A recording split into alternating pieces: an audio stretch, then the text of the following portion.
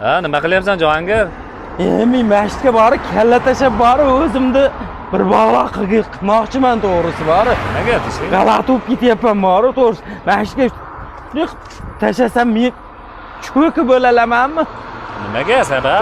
Sababi borib, men ana qo'shnim borib, xitqi bordi borib, mashinasi bir chiroyli quyoshda turibdi. Uyga mana uni qara, naves qilgizdiryapti. Naves qilgizdirgan ekan, meni g'ashim kelib ketyapti. Endi mashinalar salqinda turibdi. Bir chiroyli quyoshda turaversin, maniki quyoshda turibdi-yu. Ha, sen ham qildir, ustasi bilan gaplash. Ha, chaqir ustani.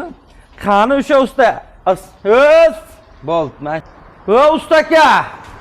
Kelinglar Jahongir, assalomu alaykum. Assalomu alaykum. Alaykum assalom. Yaxshimisiz, yaxshi bo'ling. Qo'shnimga sal xunukroq qilib bersangiz bo'laveradi. Muncha chiroyli qilib beribsiz deydi. Endi zamonaviy usulda yangi naveslardan so'rashuvdi, tayyorlab berdik-da. Kamiga issiq ham o'tmay ekan, shumkasini ham qilib beribsiz, buni. Ha, shumkali, tagi oq faner, o'rtasi folga, tevasi 0.4 qalinlikda listlardan qilib berdik. Necha puldan qilib berdingiz aka?